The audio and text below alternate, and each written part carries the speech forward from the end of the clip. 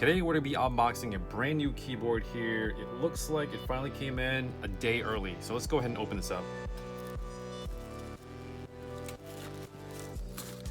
A little disappointed with the packaging, unfortunately. There is no bubble wrap. It literally just came in its original packaging.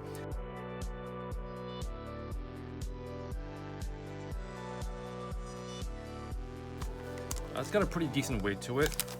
Clean white shell here, casing. USB Type-C. Comes with a manual. Comes with a USB Type-C braided cable, I want to say. Pretty flexible, maybe about a 5-footer. Also comes with a keycap puller, pretty cheap one, which I'm probably not going to be using. Probably use my ducky. And also a switch remover.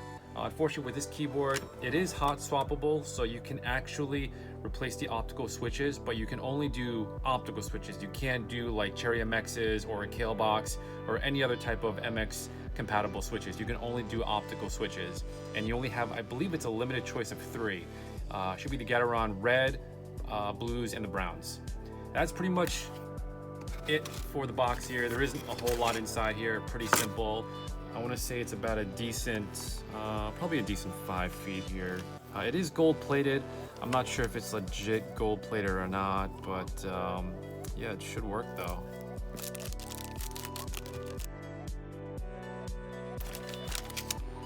Doesn't come with a dust cover or anything like that. Okay, so my Ducky 1-2 Mini dust cover actually does cover over this.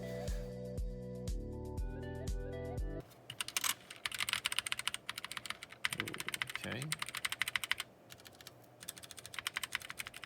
I want to say the optical browns with the MX browns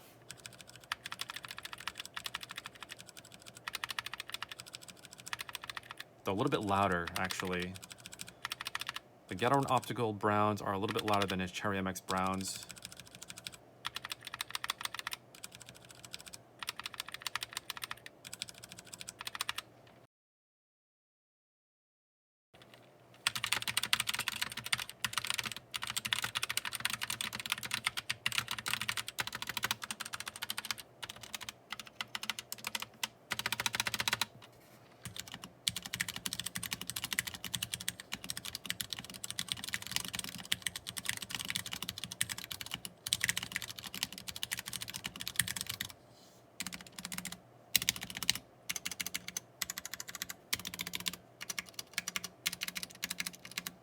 They are in length identically the same width.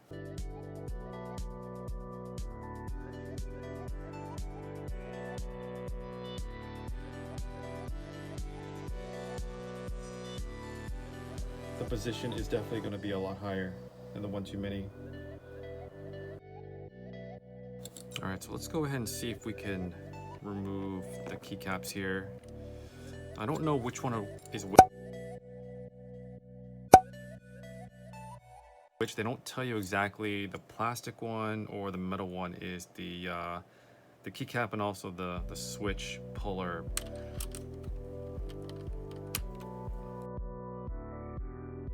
The font here is actually pretty interesting.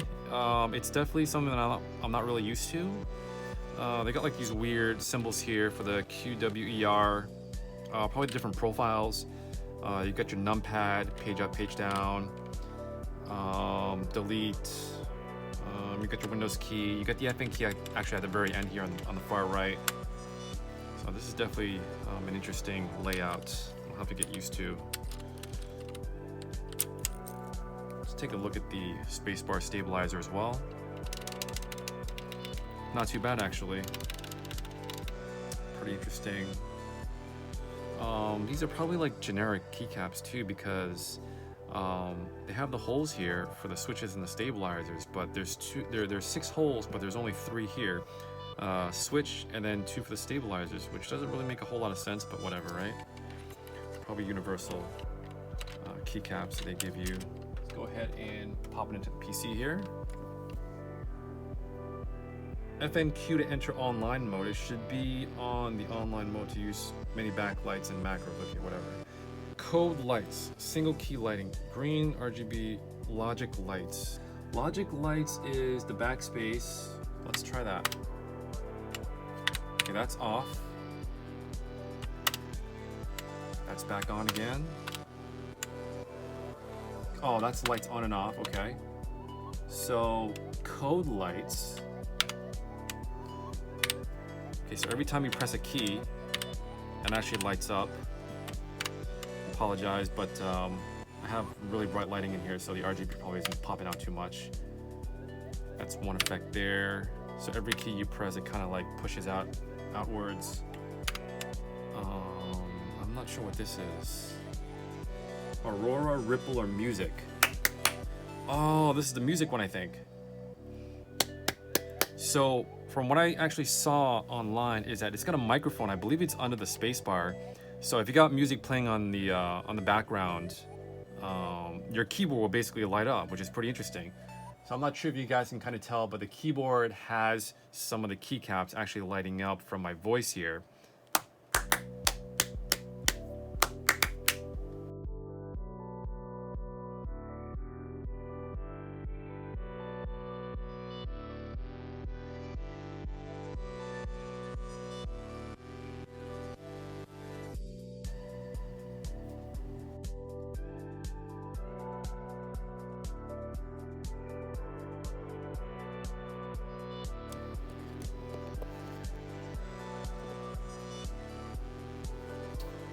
So how do I rebind the Windows key?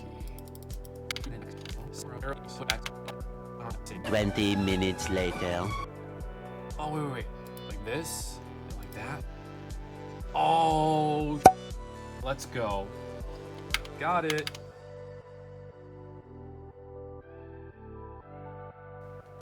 There we go. No Windows key there. Okay.